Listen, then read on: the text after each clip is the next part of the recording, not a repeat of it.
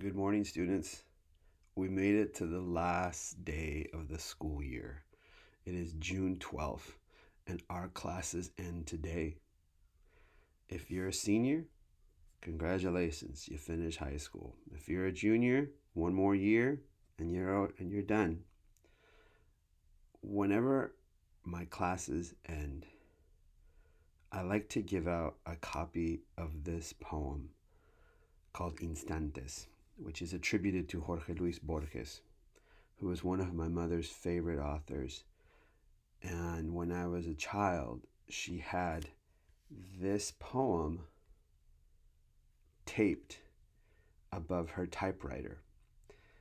And at night, after she put me and my sister to bed, she'd go to her nightstand, because her nightstand was her desk, and she'd bring a chair from the kitchen table and put it in front of her nightstand.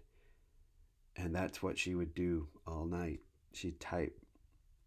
And when I was a child, I went to sleep many nights with the sound of a typewriter putting me to sleep.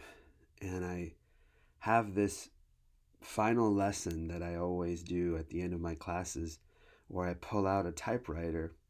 I have everybody close their eyes and I start typing on it. And I tell what I just mentioned to you. Well, we're apart now, and I can't pull out a typewriter because I have it in my classroom. But I can show you this poem, which I have translated into English. I say it's attributed to Jorge Luis Borges because I think recent scholarship has determined that he may not have been the author. But here's the poem. It's in English called Instance. And it reads, "If I could live my life again, in the next one, I'd try to make more mistakes. I wouldn't try to be so perfect. I'd be more relaxed. I'd be dumber than I am now. In fact, I'd take few things seriously. I would be less hygienic. I would take more risks. I would take more trips. I would contemplate more sunsets. I would climb more mountains. I would swim more rivers. I would go to more places I've never been. I would eat more ice cream and fewer beans. I would have more real problems and fewer imaginary ones. I was one of those people who lived sensible and prolific lives, each minute of his day.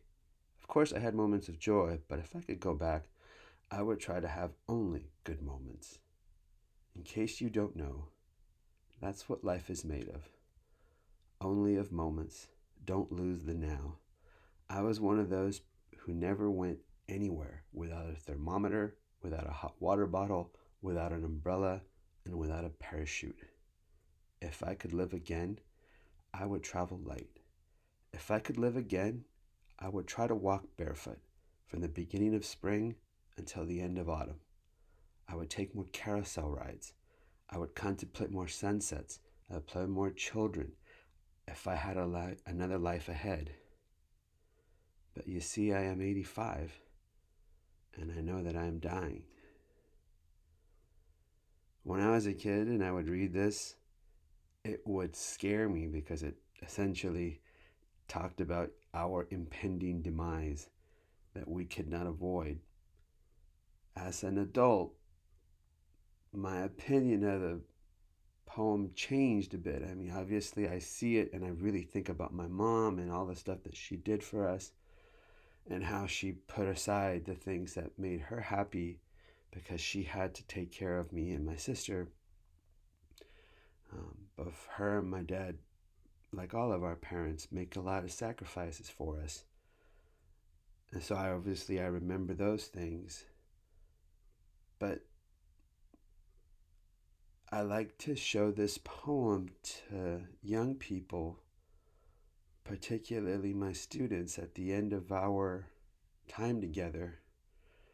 Because the reality is, you're not 85. You don't have to look backward on a life that may have been filled with regrets because you still have an opportunity to live it so that you don't have those regrets. I want to thank you all for being my students, for spending a year of class time together. I'll miss you all. I'm grateful that we had a chance to meet. I'm sad that we have to part in this way. And I hope that not just your summers, but the summers of your life are filled